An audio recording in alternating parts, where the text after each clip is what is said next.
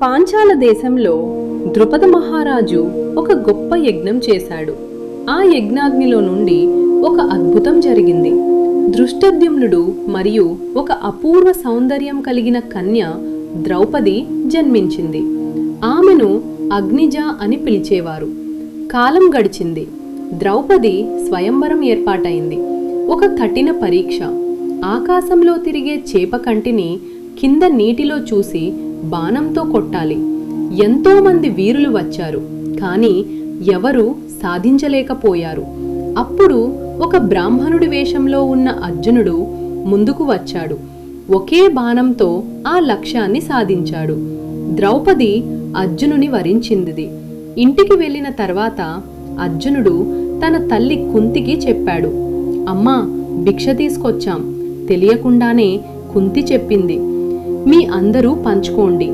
ఆ మాటకు విలువ ఇచ్చి ద్రౌపది 5 పాండవులతో వివాహం చేసుకుంది. ఒకరోజు దుర్యోధనుడు మరియు శకుని పాసా ఆటలో యుధిష్ఠిరుణ్ణి మోసం చేశారు. అతను తన రాజ్యం, సోదరులు, తనని తానే చివరికి ద్రౌపదినే పనంగా పెట్టాడు మరియు ఓడిపోయాడు.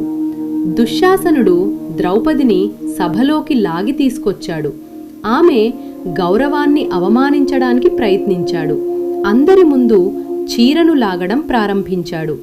ద్రౌపది అశ్రువులతో శ్రీకృష్ణుణ్ణి ప్రార్థించింది, కృష్ణ, నన్ను కాపాడు. అప్పుడు ఒక మహద్భూతం జరిగింది.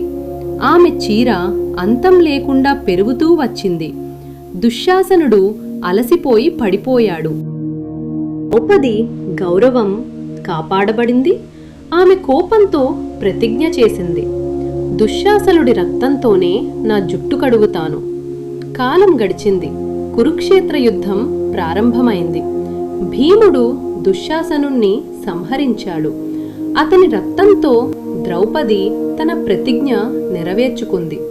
చివరి ద్రౌపది కథ మనకు చెబుతుంది, ఒక స్త్రీ అవమానం ఒక మహాయుద్ధానికి కారణమవుతుంది.